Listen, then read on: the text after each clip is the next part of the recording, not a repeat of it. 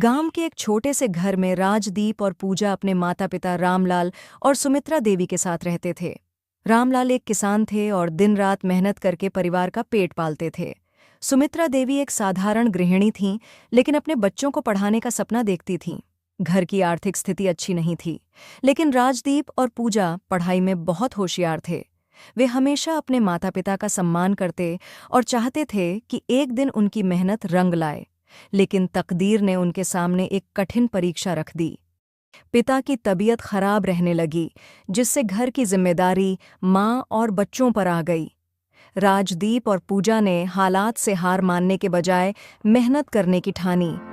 सुबह का समय, खेत में हल चलाया जा रहा है। आसमान हल्का सुनहरा हो चुका है, पक्षियों की चहचहाहट सुनाई दे रही है।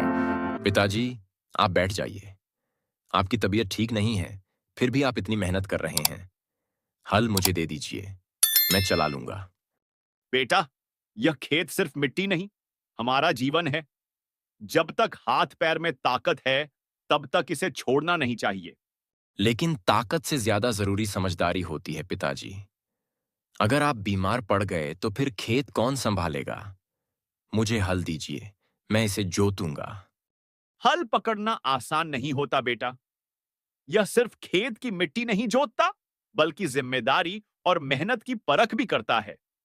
पिताजी, मैं आपकी मेहनत बेकार नहीं जाने दूंगा। आपने मुझे सिखाया है कि मेहनत करने वालों की कभी हार नहीं होती। हाँ बेटा, यही तो असली किसान की पहचान है। जो जमीन की इज्जत करता है, वही असली अन्नदाता बनता है। आरव पूरे जोश के साथ हल चलाने लगता है। पसीना बहता है, लेकिन चेहरे पर एक आत्मविश्वास की चमक है। पिता पास में खड़े होकर उसे गौर से देखते हैं। उनकी आंखों में गर्व और भावुकता के मिश्रित भाव हैं। आज मुझे अपने बेटे पर गर्व हो रहा है। एक पिता के लिए इससे बड़ी खुशी और क्या होगी कि उसका बेटा उसकी मेहनत को आगे बढ़ा रहा है। यह सिर्फ आपकी मेहनत नहीं पिताजी, यह हमारे पूरे परिवार की ताकत है। हम सब मिलकर इसे आगे बढ़ाएंगे। बस बेटा, इसी हौसले के साथ आगे बढ़ते रहना। जो मिट्टी से प्यार करता है, वह कभी भूखा नहीं सोता। सूरज धीरे धीरे ऊपर चढ़ रहा है। खेत में नई उम्मीदों की फसल लहराने लगी है। पिता और पुत्र मेहनत और आत्मनिर्भरता की मिसाल बनकर आगे बढ़ रहे हैं। पिता की तबीयत अचानक ज्यादा बिगड़ने लगी। डॉक्टर ने कहा कि उन्हें लंबे समय तक आराम की जरूरत है। यह सुनते ही माँ की आंखों में चिंता झलक उठी। आपकी तबीयत दिन ब दिन बिगड़ती जा रही है।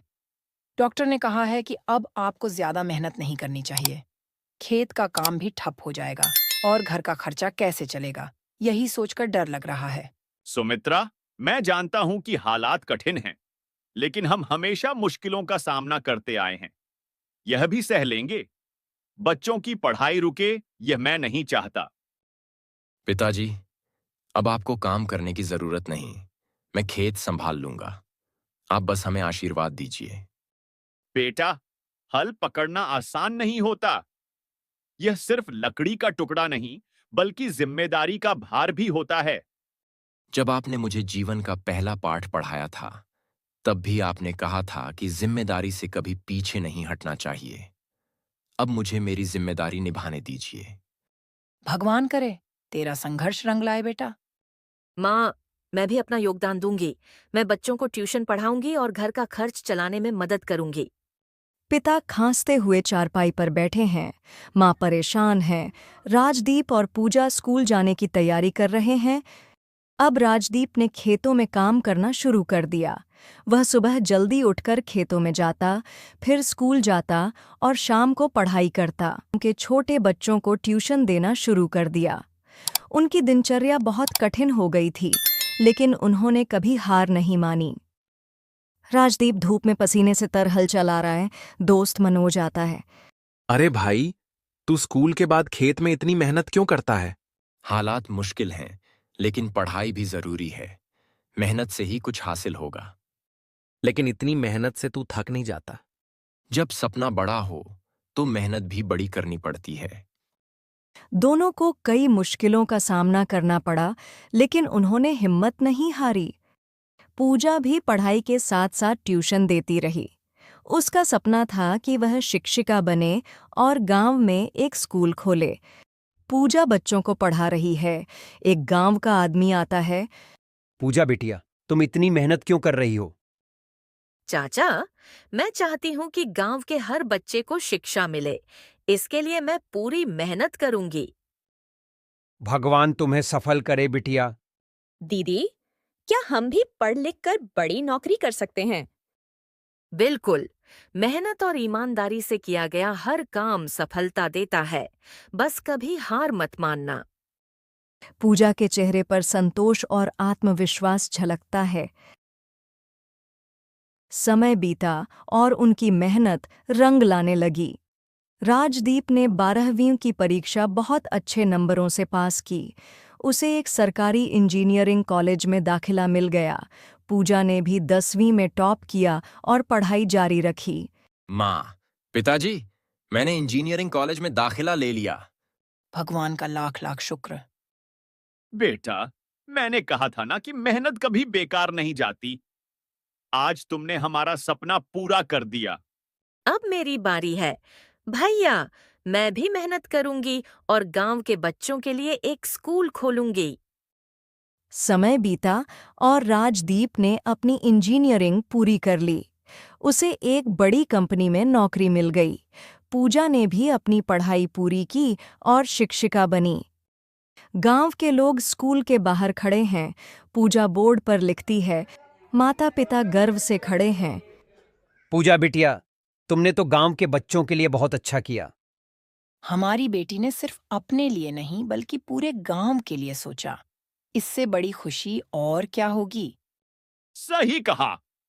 जब तक इंसान दूसरों की भलाई के बारे में नहीं सोचता, तब तक असली सफलता नहीं मिलती।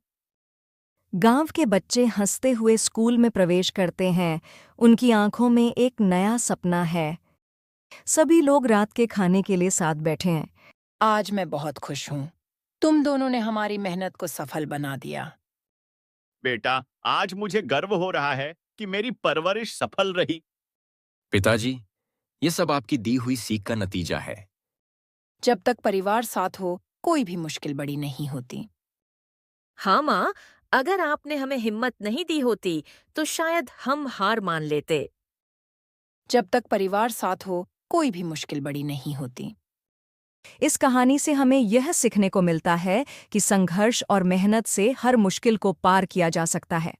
हालात चाहे कितने भी कठिन क्यों न हों, अगर हौसला बुलंद हो तो सफलता जरूर मिलती है। परिस्थितियां कितनी भी कठिन क्यों न हों, अगर परिवार साथ हो और हौसला मजबूत हो तो सफलता अवश्य मिलती है। मेहनत का फल मीठा होता है, बस धैर्य और हिम्मत बनाए रखनी चाहिए।